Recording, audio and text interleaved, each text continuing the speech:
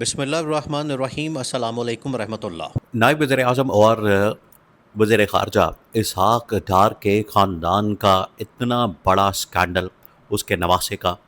اتنا بڑا اجتماعی زیادتی کا سکینڈل منظر عام پر آیا ہے کہ اس نے پورے پاکستان کو ہلا کے رکھ دیا۔ پورے پاکستان کے اندر ایک بھونچال آ گیا ہے، پورے پاکستان کے اندر ایک زلزلہ آ گیا ہے، اور یہ جو دو تین بڑے خاندان ہیں ان کو بری طرح سے بے نقاب کر دیا، بری طرح سے بے نقاب کر دیا، جس میں ایک تو ڈار خاندان ہے، اور ڈار خاندان اصل میں شریف خاندان کا حصہ ہے، تو شریف خاندان کو بھی بے نقاب کیا۔ ان کا جو اصل میں اصل چہرہ ہے اس کو بے نقاب کیا، اور اس کی آڑ میں یہ جو شرافت کا اور یہ جو پاک بازی کا اور یہ جو اس طرح کا دم بھرتے ہیں کہ ہم بڑے شریف ہیں، ہم بڑے نیک ہیں، ہم بڑے پاک باز ہیں، ہم بڑے پاک دامن ہیں، اور دوسروں کے اوپر، عمران خان کے اوپر اس طرح کے غلط قسم کے الزامات لگاتے تھے، کبھی اس کے اوپر زانی ہونے کا، کبھی اس کے اوپر کوئی الزام، کبھی شرابی ہونے کا الزام۔ آج ان کے اپنے خاندان کے لوگ زنا کے اندر اور اجتماعی زیادتی کے اندر اور شراب کے اندر اور اس طرح کی محفلوں کے اندر ملوث پائے گئے ہیں۔ اور اس بار جو اسحاق ڈار کے نواسے کا سکینڈل سامنے آیا، اس نے پورے پاکستان کو ہلا کے رکھ دیا۔ اب تھوڑا سا سکینڈل آپ دیکھیں ان کا اصل میں جو گھٹیا کردار ہے وہ سامنے آ گیا، اور لوگوں کے سامنے جو ان کا اصل چہرہ ہے وہ آ گیا ہے۔ اب یہ لاکھ کوشش کریں، ویسے تو ان کی جانب سے کبھی اس کے بارے میں اسٹیٹمنٹ سامنے نہیں آئی، جب دن سے یہ اسکینڈل سامنے آیا ان کی جانب سے ایک بھی اسٹیٹمنٹ سامنے نہیں آئی، ایک بھی بات نہیں کی گئی۔ آپ اس سے اندازہ کر سکتے ہیں کہ کتنا یہ ڈر اور خوف ان کے اوپر طاری ہو چکا ہے کہ اس کے اوپر بات ہی نہیں کر رہے۔ یہ جو لوگ کہتے تھے، ان کی جانب سے جو بات کی جاتی تھی، ان کی جانب سے جو کہا جاتا تھا کہ خواتین ہماری ریڈ لائن ہے، خواتین کے اوپر ہم کوئی بالکل آنچ نہیں آنے دیں گے، آج ان کی اپنی گھمنڈ کا حال یہ ہے کہ انہوں نے خود ہی خواتین کی بے حرمتی، خواتین کے ساتھ زیادتی، خواتین کی عصمت دری اور خواتین کی عزت کے اوپر ہاتھ ڈالا ہے۔ اب ہوا کیا، پہلے آپ تھوڑا سا واقعے کو سمجھ لیں، پھر اس کے بعد ان کا جو کردار سامنے آیا ہے، اس نے ان کا جو اصل چہرہ ہے، گھٹیا قسم کا، مخروع قسم کا اور شیطانی قسم کا، وہ لوگوں کے سامنے رکھ دیا۔ پہلے واقعے کو سمجھ لیں، دو غیر ملکی خواتین، ایک نیدرلینڈ کی، ہالینڈ کی، اور ایک وینزویلا کی، اس کو اسحاق ڈار کا جو نواسہ ہے، اسحاق ڈار کا نواسہ رضا ڈار، رضا ڈار کا نانا ہے اسحاق ڈار، اور رضا ڈار کا ماموں ہے جو اس وقت پنجاب گورنمنٹ کے اندر مریم نواز کے انڈر کام کرتا ہے، علی ڈار۔ تو علی ڈار جس کا بھانجا رضا ڈار، احمد رضا ڈار، اس کا یہ اسکینڈل سامنے آیا۔ وہ دو خواتین کو پاکستان کے اندر بلاتا ہے، سنگاپور کے اندر ملاقاتیں ہوتی ہیں، وہاں سے پاکستان کے اندر ان کو انویسٹمنٹ کے جھانچے کے اندر لا کے، سبز باغ دکھا کے، کرپٹو کا سبز باغ دکھا کے ان کو پاکستان کے اندر لایا جاتا ہے۔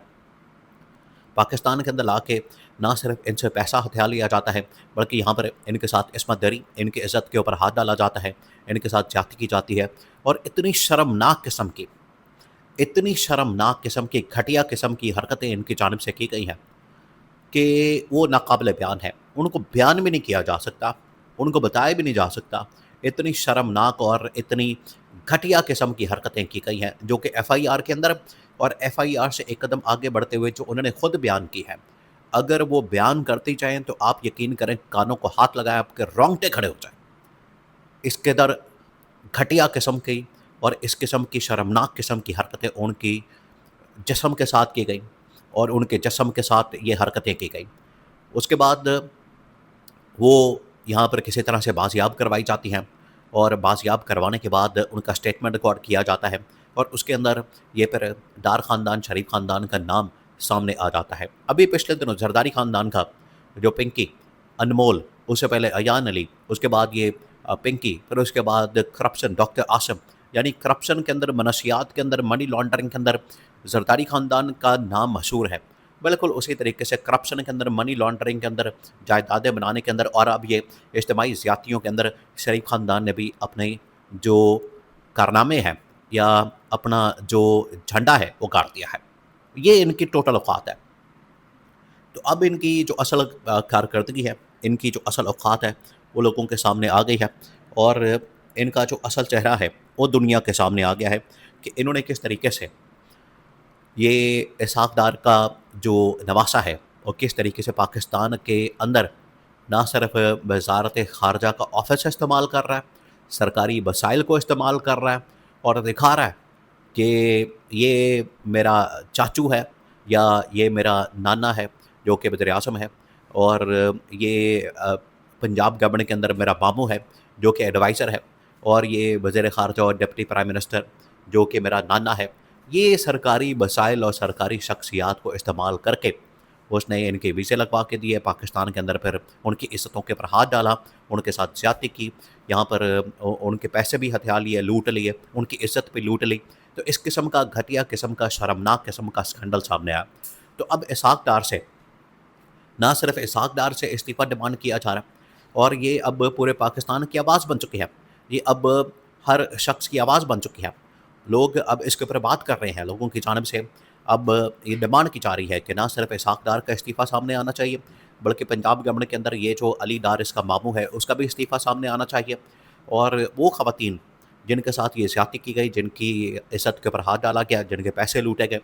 اور ان کے ساتھ جو سب کچھ کیا گیا اس کا ازالہ کیا جائے. کیونکہ یہاں پر دیکھیں، ایک بات آپ نے ذہن میں رکھنی ہے، یہاں پر ایک گلی کے اندر چھیڑخانی کی جاتی ہے کسی بھی خاتون کے ساتھ، تو اس شخص کو پکڑ کے اس کو ہاف فرائی کر دیا جاتا ہے، فل فرائی کر دیا جاتا ہے، اس کو ٹانگ دیا جاتا ہے، اس کو مار دیا جاتا ہے، اس کے نیفے میں پستول چلا دی جاتی ہے. یہاں پر ہفتہ 10 دن ہو گئے ہیں لیکن ابھی تک سی سی ڈی ایکٹیو نہیں ہوئی. تو یہ تمام کے تمام لوگوں کا، اداروں کا، اسحاق ڈار کا، وفاقی گورنمنٹ کا اور پنجاب گورنمنٹ کا ایک بہت بڑا امتحان ہے کہ ان کی جانب سے کیا ایکشن اور کارروائی کی جاتی ہے اور کس طریقے سے اس معاملے کو